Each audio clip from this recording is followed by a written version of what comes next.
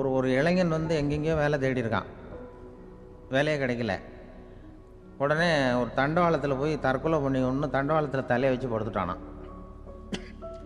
யாரும் வேலை கொடுக்கல, தண்டவாளத்தில் போய் தற்கொலை பண்ணி எடுத்து படுத்துருக்கான். அப்போ ரெண்டு பக்கமும் திரும்பி பார்க்குறான், ரயிலே வரல. என்னடா தற்கொலை பண்ணால் கூட ரயில் வர மாட்டேங்குது அப்படின்னு சொல்லிட்டு பார்த்துருக்கேன். அப்போ யாரோ ஒருத்தர் பேசிகிட்டு இருக்கார், ஒரு திடலில் கூட்டம், பெரியவர் பேசிகிட்டு இருக்கார். நம்ம அந்த பெரியவர் போய் கொஞ்ச நேரம் அந்த கூட்டத்தையாவது கேட்டுட்டு வருவோம், நீ ரயில் வர்ற பாட்டை காணும், அப்புறம் வந்து தலையை வச்சு படுத்துக்குவோம் அப்படி நேராக அந்த கூட்டத்துக்கு போனால் ஒரு திடலில் ஒரு பெரிய மனுஷன் பேசிகிட்டு இருக்கார். தன்னம்பிக்கை, வாழ்க்கையில் வந்து இளைஞர்கள் ரொம்ப தன்னம்பிக்கையோடு இருக்கணும் அப்படி இப்படின்னு பேசிகிட்டு இருக்கார். இவன் போய் உட்காந்து கேட்டான். இந்த இளைஞன் 1 மணி நேரம் கேட்டான். 2000 பேர் உட்காந்து கேட்டுக்கிட்டு இருந்தாங்க. உடனே கூட்டம் முடிஞ்சுது, கூட்டம்லாம் கலைஞ்சி போச்சு. அந்த பெரியவர் பேசிக்கிட்டு இருந்தார், அவரை போய் இவன் சந்தித்தான். இளைஞன், ஐயா, நான் வந்து தற்கொலை பண்ணிக்கணுங்கிற எண்ணத்தோடு வந்தேன், தண்டவாளத்தில் தலையை வச்சு படுத்தேன், ரயில் வரல. அந்த நேரம் உங்கள் பேச்சு குரல் தான் கேட்டுது. நான் வந்து உங்கள் பேச்சை கேட்டேன், 1 மணி நேரம் கேட்டேன். கேட்டு முடித்ததுக்கப்புறம் என்னுடைய எண்ணத்தை நான் மாற்றிக்கிட்டேன், நான் இனிமேல் தற்கொலை பண்ணிக்க மாட்டேன் அப்படின்னா. அவர் பேச்சாளருக்கு ரொம்ப பெருமை. இதுதான் ஒரு பேச்சுக்கு அடையாளம், இப்படி தான் இருக்கணும். சரி, அந்த முடிவுக்கு எப்படி நீ வந்தேன்னு கேட்டார். இப்போ உங்கள் பேச்சை இந்த கூட்டத்தில் எவ்வளோ பேர் கேட்டுக்கிட்டு இருந்தாங்க சார் அப்படின்னு கேட்டான். ஒரு 2000 பேர் இருக்கும்பா அப்படின்னார் அவர். அப்போ அந்த இளைஞன் சொன்னானா, ஒரு 2000 பேரை ஒரே நேரத்தில் சாகடிக்கிற நீ உயிரோடு இருக்கிறப்போ நான் எதுக்கு சார் சாகணும்? நான் இது வரைக்கும் யாருக்கும் எந்த கெடுதலும் பண்ணலை, நான் இனிமேல் சாக மாட்டேன் சார்ட்டு போயிட்டானா. அப்படி கேட்குறவங்களுக்கு ஒரு தன்னம்பிக்கை வரணும். அது வந்து எப்படியோ வந்தால் போகிறோம். இப்போ எங்கள் பேச்சை கேட்டுவிட்டோம், அந்த ரகத்தில் வந்தாலும் சரிதான். வாழ்க்கையில் ஒரு பிடிப்பு வரணும் அப்படிங்கிறது தான் ஒரு சிறந்த பேச்சுக்கு அடையாளம்னு சொல்லுவாங்க. அப்படி வந்து அது பண்ணுறது. இதில் என்னென்னா, இந்த மனிதனுக்கு வந்து அந்த சிரிப்பு இருக்குது பாருங்கள், அதை பற்றி சொல்லுவாங்க. நகைச்சுவை, குடும்பத்தில் வந்து நகைச்சுவை உணர்வு இருந்ததுன்னா குழப்பமே வராதுன்னு சொல்லுவாங்க. பேச்சாளர்கள் என்னென்னா, சில பேர் தெளிவாக, அதாவது தெளிவாக பேசி குழப்புறவங்க இருக்கிறாங்க, குழப்பமாக பேசி தெளிவுபடுத்துகிறவங்க இருக்கிறாங்க. அப்படிப்பட்ட பேச்செல்லாம் உண்டு. குழப்பமாக பேசி தெளிவுபடுத்துறது யாருன்னா சித்தர்கள். நம்ம பழைய சித்தர் பாட்டெல்லாம் பார்த்திங்கன்னா படிக்கிறதுக்கு குழப்பமாக இருக்கும், ஆனால் அது கருத்து தெளிவாக இருக்கும். அதுதான் குழப்பமாக பேசி தெளிவுபடுத்துகிறவரெலாம் பழைய நம்ம சித்தர்கள். தெளிவாக பேசி குழப்புறவங்க இருக்கிறாங்க சில பேச்சாளர்கள். பேச்சாளருக்காக ஒருத்தன் ஆடு மேய்ச்சிக்கிட்டு இருந்தானா, ஒரு ஆடு மேய்ச்சிக்கிட்டு இருந்திருக்கிறான் ஒரு திடலில். அந்த ஆடு மேய்க்கிற அந்த ஆள் வந்து ரொம்ப தெளிவாக பேசணும்னு நினைக்கிறவன். அவர்கிட்ட போய் கேட்டிருக்கான், அந்த ஆள்கிட்ட போய் ஒருத்தன் கேட்டான், மந்தையில் எத்தனை ஆடுப்பா இருக்குது அப்படின்னா. அப்போ அவன் சொன்னான், நான் ஆடு மேய்க்கிறேன் சார், எதையும் தெளிவாக கேட்கணும், நீ கருப்பாட்டை கேட்குறியா வெள்ளாட்டை கேட்குறியா அப்படின்ட்டுருக்கான். கருப்பாடு அது ஒரு 50 இருக்குது அப்படின்னா. சரி, வெள்ளாடு எத்தனை இருக்குது அப்படின்னா, அதுவும் 50 தான் இருக்குது அப்படின்ட்டுருக்கான். இன்னும் ரெண்டும் ஒரே ஆன்சர் தானே சொல்கிறான் அப்படின்னு சொல்லி, சரி இந்த ஆடெல்லாம் எவ்வளவு புல் சாப்பிடும் ஒரு நாளைக்கு சார், மறுபடியும் தெளிவாக கேளுங்க, கருப்பாடா வெள்ளாடா? கருப்பாடு அப்படின்னா 10 கிலோ சாப்பிடும். சரி, வெள்ளாடு அதுவும் 10 கிலோ சாப்பிடும். ரெண்டுக்கும் அதே தான் சொல்கிறான். சரிப்பா, இது எல்லாம் எவ்வளவு பால் கறக்கும் இந்த ஆடெல்லாம்? சார் திருப்பி திருப்பி சொல்ல, தெளிவாக கேளுங்க, கருப்பாடா வெள்ளாடான்னா? கருப்பாடு தினம் 5 லிட்டர் கறக்கும், வெள்ளாடு அது 5 லிட்டர் தான் கறக்கும் அப்படின். இப்படி இவன் தெளிவாக பேசி இவன் என்ன சொல்லிட்டு வரான்னு தெரியல. ரெண்டும் ஒரே ஆன்சர் தான், அப்புறம் எதுக்கு பிரித்து பேசுகிறேன், ரெண்டும் ஒன்று தாடா சொல்கிறேன்னு இருக்காரு. அப்படி இது ஆரம்பத்திலே கேட்டால் சொல்லிட்டு போகிறேன். ஏன்னா ஏன் அப்படி தெளிவாக பிரித்து கேட்குறேன்னா, அந்த கருப்பாடெல்லாம் எதிர்த்த வீட்டுக்காரனுக்கு சொந்தம் அப்படின்னா. சரி, வெள்ளாடு அதுவும் எதிர்த்த வீட்டுக்காரனுக்கு தான் சொந்தம் அப்படின்னா. இப்போ என்ன பேசினா தெளிவாக பேசி குழப்பிக்கிட்டு இருக்கான்னு அர்த்தம். இப்போ எதுக்கு இந்த அறிகுறியை சொல்கிறேன்னா, நான் பேசுகிறது கூட அப்படி தான் இருக்கும்.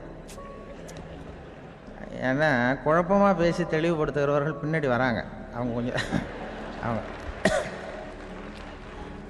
அதனால் நம்மளால் முடிஞ்ச வரைக்கும் கொஞ்சம் தெளிவாக பேசி உங்களை குழப்பி வச்சோம்னா அவங்க வந்து பின்னாடி பார்த்துக்குவாங்க. அதுதான்.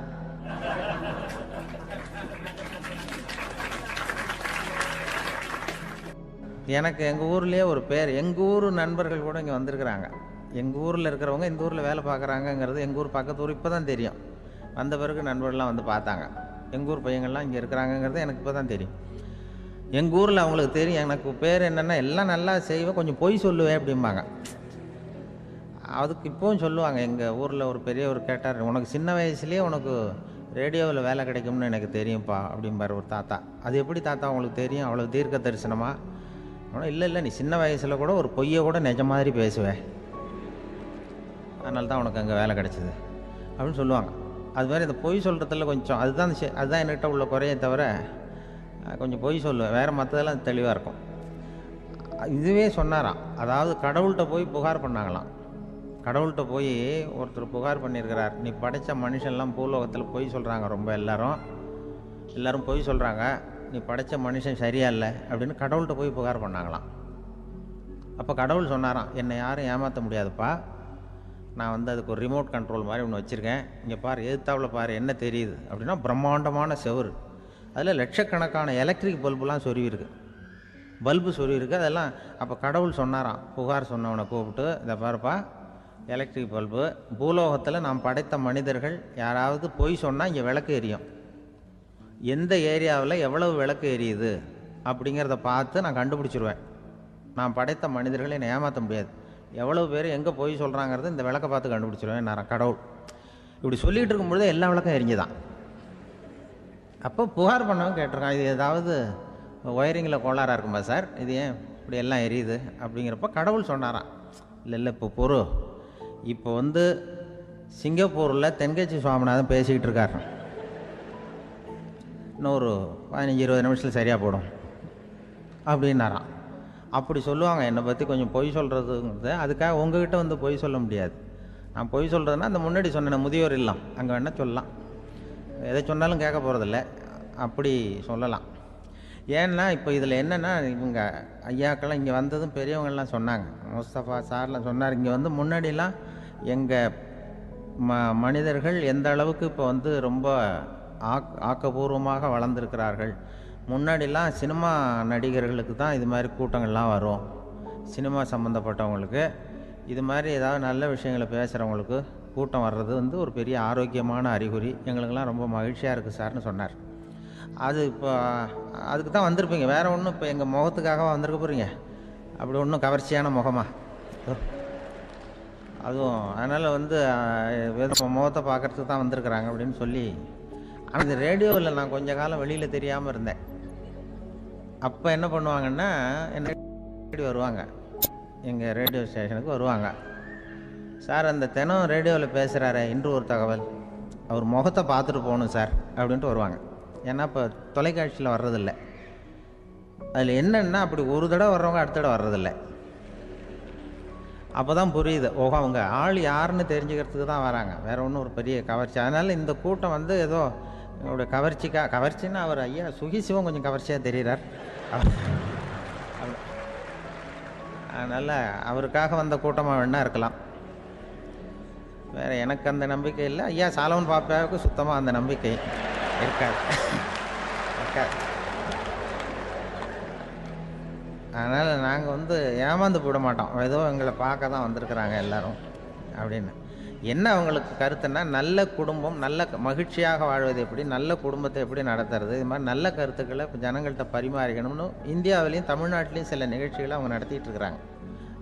என் கூட வேலை பார்க்குறப்போ ஒரு அம்மா இருந்தாங்க, அவங்க எப்போதும் அவங்க வீட்டுக்காரர் படத்தையே வச்சுருப்பாங்க, கையில் பத்திரமா வச்சுருப்பாங்க, அவ்வளவு மரியாதை மதிப்புன்னு சொல்லி நாங்கள்லாம் அவங்கள பெருசாக நினைப்போம்.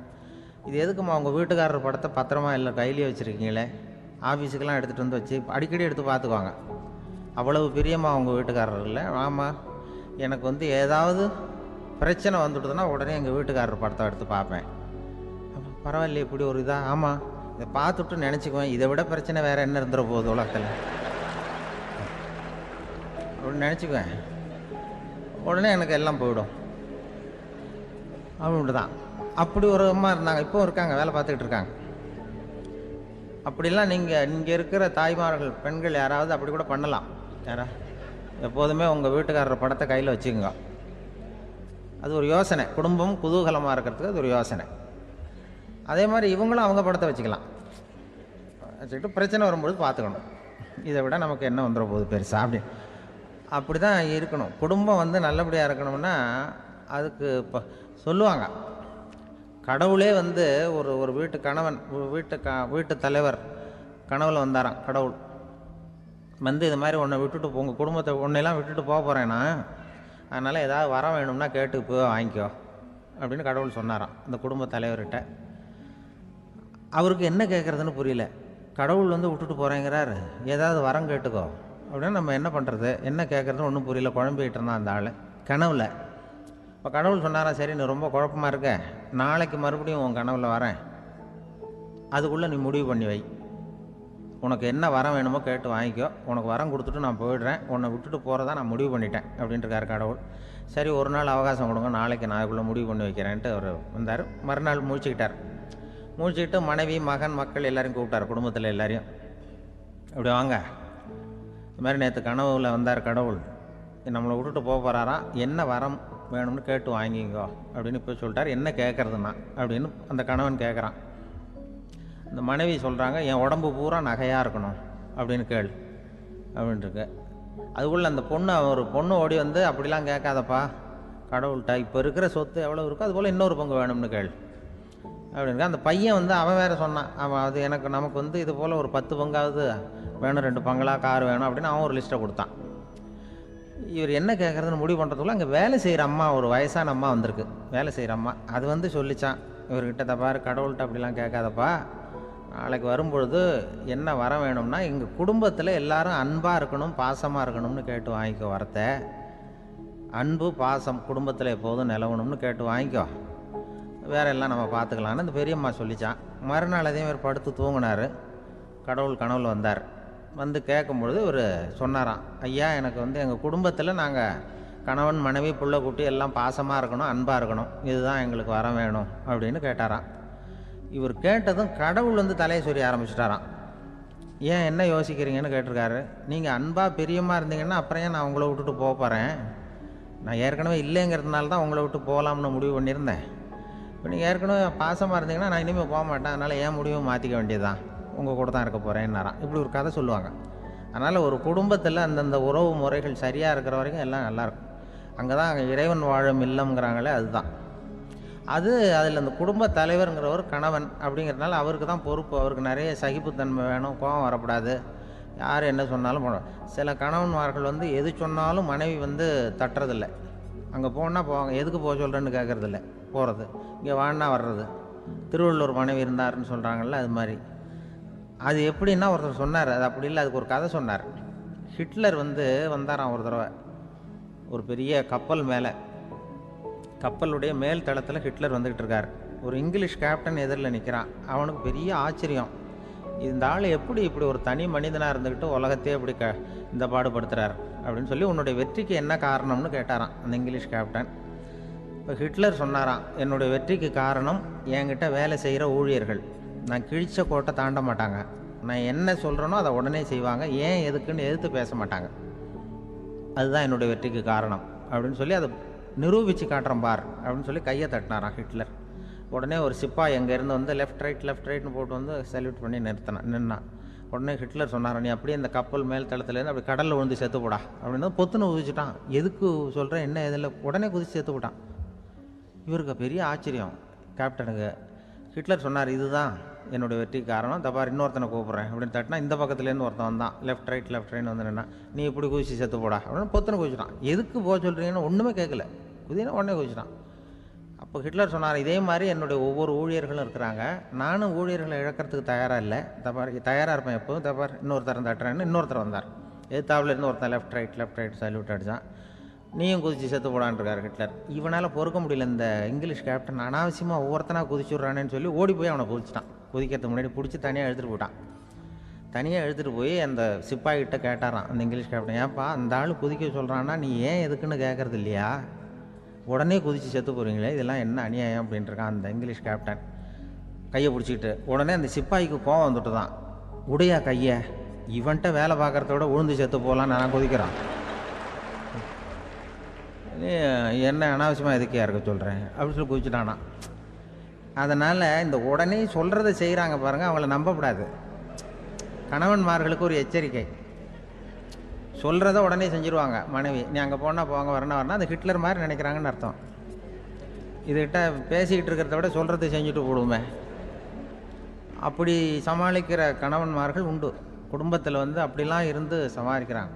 குடும்பத்தில் ஒருத்தர் அனுசரிப்பு தன்மைங்கிறது ரொம்ப அவசியம்.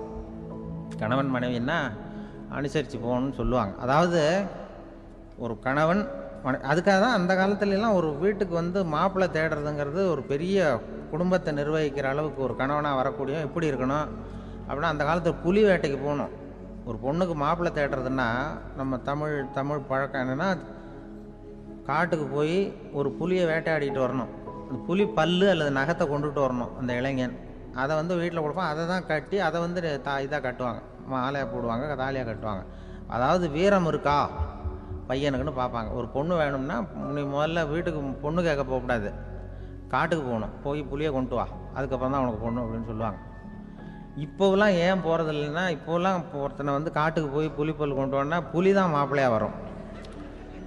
அதனால தான் இப்போ போகிறதில்ல யாரும் காட்டுக்கு. அப்போ வந்து பெண்களும் வந்து ரொம்ப வீரமாக இருந்தாங்க.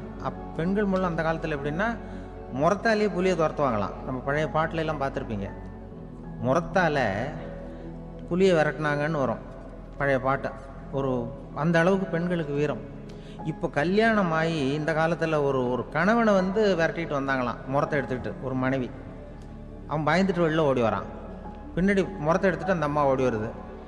இவனை தனியாக பிடிச்சி கொண்டு போய், என்னப்பா இந்த மனைவிட்டு இப்படி பயந்து ஓடி வரியே, முறத்தால் துரத்துறா இப்படி வரியே அப்படின்னு தான் அவன் அப்படியே தடுமாறிக்கிட்டு, அதெல்லாம் ஒன்றும் இல்லை, அவன் என்னை புலியாக நினைக்கிறா அப்படின்னு ஒரு பெருமையாக சொல்லிட்டானான். அந்த காலத்தில் புலியை தான் முறத்தால் விரட்டினாங்க, இப்போ புருஷனை விரட்டுறாங்க அப்படின்னு சொல்லி. அப்படி அந்த காலத்தில் வந்து கணவனுக்கு ஒரு குடும்பத்தை நிர்வகிக்கிற திறமை இருக்கா, உடல் வலிமை தான் முக்கியம். இப்போ கூட மதுரை பக்கத்தில் ஐயாவுக்கு தெரியும், அந்த இளவட்டக்கல்லுன்னு ஒரு ஊர். இப்போ ஊருக்கு ஊர் எல்லையில் கிடக்கும். ஊர் எல்லையில் ஒரு பெரிய கல் கிடக்கும். அந்த ஊருக்கு பொண்ணு கேட்க போகிறவங்க அந்த கல்லை தலைக்கு மேலே தூக்கி காட்டணும். அப்படியே தூக்கி தலைக்கு மேலே வசதி கீழே போடணும். அந்த வலு இருந்தால் தான் நீங்கள் அந்த ஊருக்குள்ளேயே போகலாம், பொண்ணு கேட்கறதுக்கு போகலாம். இல்லைன்னா நீ திரும்பி போக வேண்டியதான். அந்த வலிமை இருக்கா மாப்பிள்ளைங்கன்னு பார்க்குறாங்க. இளவட்டக்கல்லுன்னு பேர். அப்போ என்ன பண்ணாங்கன்னா, ஒரு 1000 வருஷத்துக்கு முன்னாடி அந்த கல்லை தலைக்கு மேலே தூக்கி கீழே போடுவாங்களாம். ஒரு 500 வருஷத்துக்கு முன்னாடி அப்படி கொஞ்சம் தூரம் இடுப்பு அளவுக்கு தூக்கி கீழே போட்டுக்கிட்டு இருந்துருக்குறாங்க. அதுக்கப்புறம் ஒரு 100 வருஷத்துக்கு முன்னாடியெல்லாம் அப்படி முழங்கால அளவுக்கு அப்படி தூக்கி போட்டால் போகிறோம்னு வச்சுருந்தாங்களாம். இப்போ நான் அந்த ஊருக்கு என் கூட பழனிசாமின்னு ஒருத்தர் இருக்கார். அவர் போய், உனக்கு எப்படிப்பா இந்த ஊரில் கல்யாணம் ஆச்சு அப்படின்னா, இப்போலாம் நாங்கள் தொட்டு கும்பிட்டா போகிறோம், அதை அசைக்கிறது கூட இல்லை. அப்படி ஆகிட்டுது. ஒரு குடும்பத்தை கணவனாக வரப்போகிறவனுக்கான தகுதி அந்த காலத்தில் அப்படி இருந்துதான். அப்படி வந்து கணவன் வந்து தேர்ந்தெடுக்கிறது, குடும்ப தலைவனை தேர்ந்தெடுக்கிறது ஒரு பெரிய காரியம்.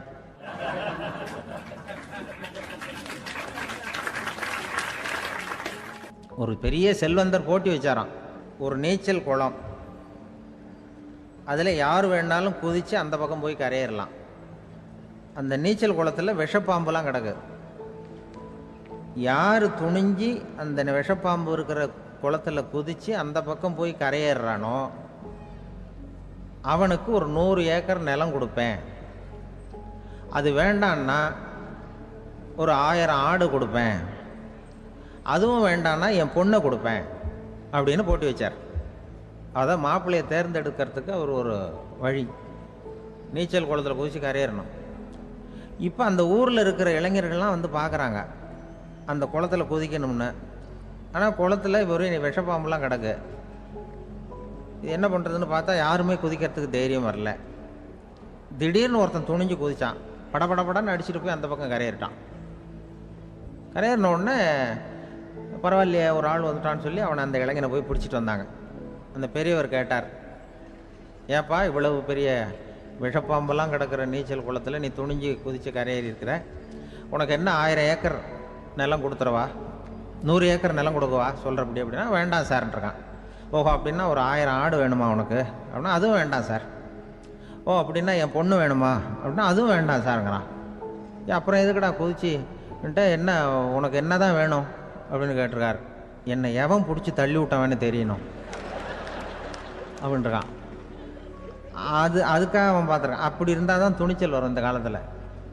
எதுக்கு இவ்வளவு சங்கடம்லாம் வச்சாங்கன்னா, ஒரு குடும்பத்துக்கு தலைவராக வர வேண்டிய ஒரு ஆள், கணவனாக இருக்க வேண்டியவனுக்கு துணிச்சல் இருக்கா, தைரியம் இருக்கா அப்படிங்கிறது பார்க்கறதுக்காக இப்படிப்பட்ட தேர்வு முறைகள்லாம் வச்சுருந்தாங்க அந்த காலத்துலலாம். இப்போலாம் கல்யாணம் பண்ணுறது ஆளுக்கு நேரில் பார்க்காமலே கூட கல்யாணம் நடக்குது இன்டர்நெட்டில்.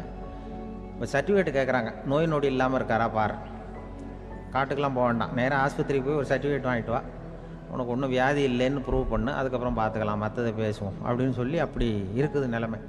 அதனால் குடும்பத்தில் வந்து அந்த கணவனாக இருக்கிற வேண்டியவனுக்கு பொறுப்பு அதிகம். ஏன்னா எல்லாத்தையும் அனுசரித்து போக வேண்டியதாக வந்தான். அப்படி தான் இருக்குது.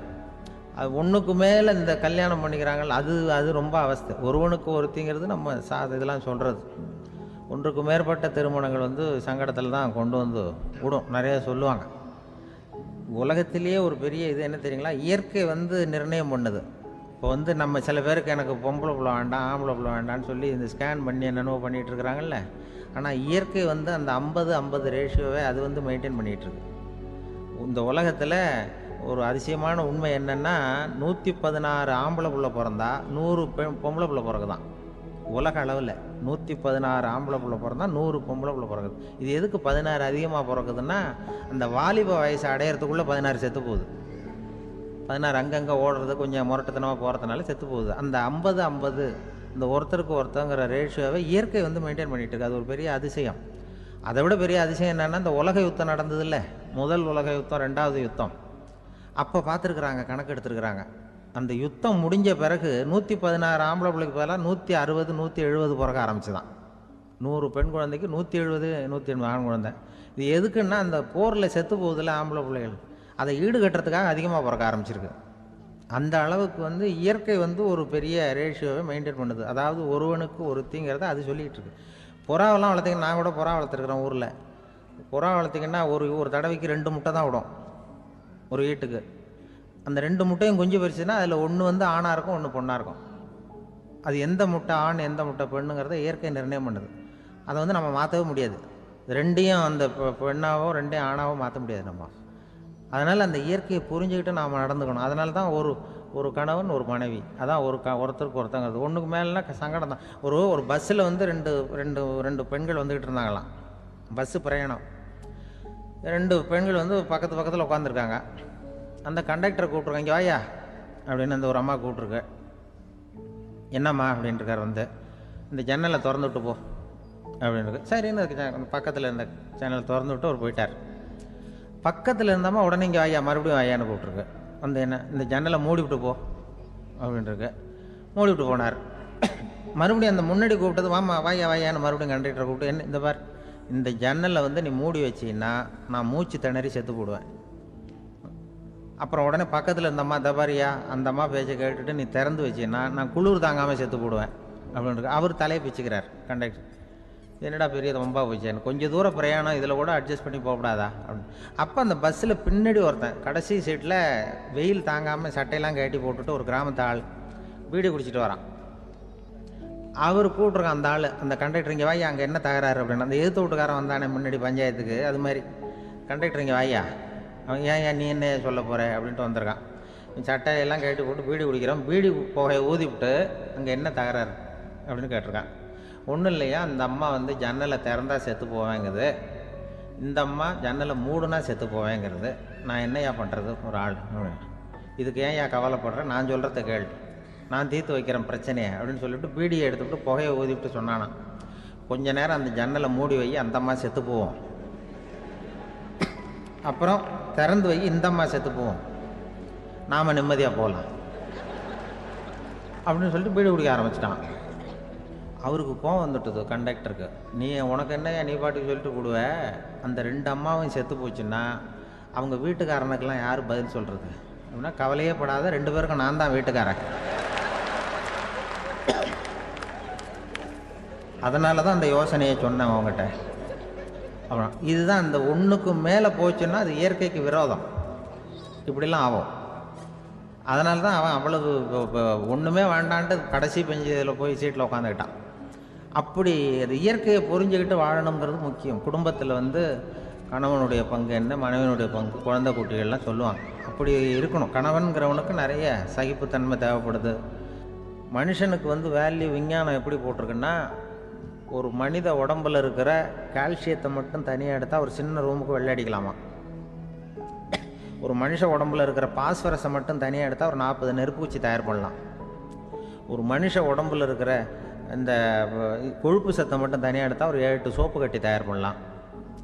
அதுமாதிரி ஒரு மனுஷ உடம்புல இருக்கிற இரும்பு சத்தை மட்டும் தனியாக எடுத்தால் ஒரு 2 அங்குல அணி 2 செய்யலாம். இவ்வளவுக்கும் விலை போட்டால் 42 ரூபா 50 காசு. இதுதான் மனுஷனுக்கு விஞ்ஞானம் போட்டிருக்கிற விலை. அது எப்போ அது ஒசரும்னா அவன் மனுஷனாக இருக்கிற வரைக்கும் இருக்கிறப்ப. அதுவும் செத்து போனால் அதுவும் கிடையாது, செத்து போனால் அதுவும் குறைஞ்சிரும். மிருகங்களுக்கெல்லாம் அப்படி இல்லை, செத்ததுக்கு அப்புறம் விலை கூடும். அங்கெல்லாம் எல்லா ஊர்லேயும் பார்த்திங்கன்னா உயிர் கோழி 50 ரூபா, உரிச்ச கோழி 60 ரூபான்னு போட்டிருக்கோம். செத்ததுக்கு அப்புறம் 10 ரூபா அதிகம். மனுஷனை வந்து நீ உயிர் மனுஷன் 42 ரூபா 50 காசு, செத்ததுக்கு அப்புறம் 52 ரூபான்னா நீயே வச்சுக்கிடாது, எனக்கு இது கண்டு போடும். அவன் வந்து எப்போ அவனுக்கு வேல்யூ கூடும்னா மனிதனாக வாழும்பொழுது தான் வேல்யூ கூடும். குடும்பத்தில் வந்து அந்த அந்த பாசத்தோடு வாழணும்னு கடவுள்கிட்ட கேட்டு சொன்னாங்களே, அதுதான் இந்த சமூகங்கிறதும் ஒரு பெரிய குடும்பம்தான். அதனால தான் இந்த நாட்டுக்குள்ள பெருமையை எல்லாரும் ஒற்றுமையாக இருந்தால் எதையும் சாதிக்கலாம்ங்கிறது தான் இந்த நாட்டுக்குள்ள பெருமை. அப்படி நிரூபித்தோம். அதனால் சமூகங்கிறதும் ஒரு குடும்பம் மாதிரி இருக்கிறது தான் பெருசு.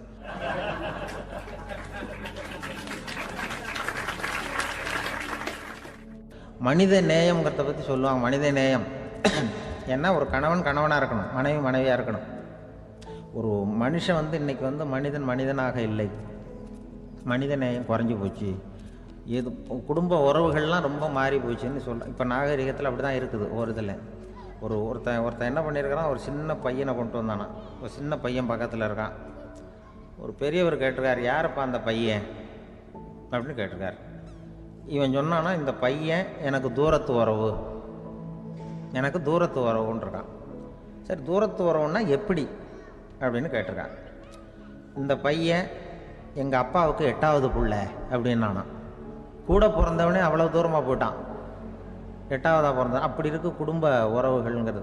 இப்போ சில இதெல்லாம் இப்போ ஜாதி மத வேறுபாடெல்லாம் வந்து நம்முடைய முன்னேற்றத்தை வந்து தடுக்கும். விலங்குகள் வந்து நம்மளோட மேலானது. அதான் ஒரு ஊரில் ஒரு சிவன் கோயில் இருந்து தான். சிவன் கோயிலில் அந்த புறாவெல்லாம் வளர்ந்துக்கிட்டு இருந்திருக்கு. அந்த மாடத்தில், சிவன் கோயில் மாடத்தில் புறாவெல்லாம் குடியிருந்திருக்கு. உடனே அதுக்கு கும்பாபிஷேகம் பண்ணுறதுக்காக ஊரில் திட்டம் போட்டாங்க. சிவன் கோயிலுக்கு வெள்ளடிக்க ஆரம்பித்தாங்க. வர்ணம் பூச ஆரம்பித்ததும் அதுக்கு சாரம் கட்டுவாங்கல்ல, இந்த குச்சியெல்லாம் வச்சு சாரம் கட்டுவாங்க. உடனே இந்த புறாவெல்லாம் என்ன பண்ணிச்சான், இனிமேல் நம்ம இங்கே வெள்ளை அடிக்கிறாங்க, கும்பாபிஷேகம் வருது, நம்ம இங்கே குடியிருக்க முடியாது, எதிர்த்தாப்புல எங்கே போகலான்னு பார்த்துருக்கு. இந்த உயரம் கோபுரத்தில் இருந்த புறாவெல்லாம் எதிர்த்தாப்புல ஒரு மாதா கோயில் இருந்திருக்கு, சர்ச்சு. அங்கே சில மாடங்களில் புறாவெல்லாம் இருக்குது, சில மாடம் இருக்குது. உடனே நம்மளாம் அங்கே போடுவோம் கொஞ்சம் காலத்துக்குன்னு எல்லாம் புறப்பட்டு இந்த மாதா கோயிலுக்கு போயிடுது. அங்கே போனால் அங்கே இருக்கிற புறாவோடு சேர்ந்து இதுவும் குடியிருந்துகிட்ருக்கு. கொஞ்ச நாள் என்னாச்சு, அங்கே கிறிஸ்மஸ் வந்துட்டுது. கிறிஸ்மஸ் வந்ததும் சரி இங்கேயும் வெள்ளடிக்க ஆரம்பிக்கிறாங்க. நம்ம மறுபடியும் எங்கடா போகிறதுன்னு பார்த்தா அங்கே இருக்கிற புறாவோட சேர்ந்து இதுவும் சேர்ந்து நேராக ஒரு பள்ளிவாசல் இருந்தது. எதுக்கு அங்கே இருக்கிற மாடத்தில் போய் அங்கே குடியேறிட்டுது எல்லாம். அங்கே போனால் அங்கே ரமலான் மாதம் வந்து ரம்ஜானுக்காக அதையும் புதுப்பிக்க ஆரம்பித்தாங்க. இது என்ன பண்ணுறதுன்னு சொல்லி இந்த 3 செட்டு புறாவும் சேர்ந்து என்ன பண்ணிச்சு, எங்கே போகலான்னு பார்த்தா மறுபடியும் அதுக்குள்ளே இந்த சிவன் கோயிலில் கும்பாபிஷேகம் முடிஞ்சிருக்கு. அங்கே போடுவோம் எல்லாருன்னு சொல்லி எல்லா புறாவும் அந்த சிவன் கோயிலுக்கு வந்துட்டுது. அங்கே போய் மாடத்தில் அதை குடியிருந்துட்டுது. அப்போ திடீர்னு ஒரு நாள் பார்த்தா ஒரே கலவரம் பூமியில் எல்லாம் ஒருத்தன் அருவாளை தூக்கிட்டு நிற்கிறான், குச்சி எடுத்து ஒருத்தனை சுட்டுக்கிறான். ஒரே கலவரம், சத்தம், ஒரே மத கலவரம் வந்துட்டுது ஊரில். அப்போ புறாவெல்லாம் மாடத்தில் இருந்துக்கிட்டு ஒரு குஞ்சு புறா அவங்க அம்மாட்ட கேட்டு தான், இது என்ன, இந்த மனுஷனுக்கு என்னாச்சு, அவன் கத்தியை தூக்கிட்டு நிற்கிறானே அப்படின்னு கேட்டு தான். ஒரு குஞ்சு புறா அவங்க அம்மாட்ட கேட்டுதான், அம்மா புறா. இப்போ அம்மா அந்த புறா சொல்லித்தான், மனுஷனுக்கு இப்போ மதம் பிடிச்சிருக்கு, அதான் கத்தியை தூக்கிட்டு நிற்கிறான் அப்படின்ட்டுருக்கு. இப்போ நமக்கெல்லாம் பிடிக்கலையே அப்படின்னு தான். அப்போ அந்த புறா சொல்லித்தான், அந்த பாருமா, நாம் வந்து இந்த சிவன் கோயிலில் இருந்தாலும் நமக்கு புறான்னு தான் பேர், இந்த மாதா கோயிலுக்கு போனாலும் நமக்கு புறான்னு தான் பேர், பள்ளிவாசலுக்கு போனாலும் நமக்கு புறான்னு தான் பேர். அந்த மனுஷன் அப்படி இல்லை. அவன் இங்கே இருக்கிற வரைக்கும் இந்துன்னு சொல்லுவான், அங்கே மாதா கோயிலில் இருந்தான்னா கிறிஸ்தவன்னு சொல்லுவான், பள்ளிவாசலில் இருந்தான்னா முஸ்லீம்னு சொல்லுவான். அப்போ குஞ்சு புறா அது என்ன இப்படி பண்ணுறாங்க மனுஷங்க, இப்போ அவங்கள விட நம்ம வசதி போல் இருக்க, நம்ம தேவலாம் போல் இருக்க அப்படின்னு தான் அந்த குஞ்சு புறா. அப்போ அந்த தாய் புறா சொல்லித்தான், உண்மைதான், அதனால தான் நம்ம மேலான இடத்துல இருக்கிறோம், அவன் கீழே நிற்கிறான் என்னமோ அப்படின்னு சொல்லித்தான்.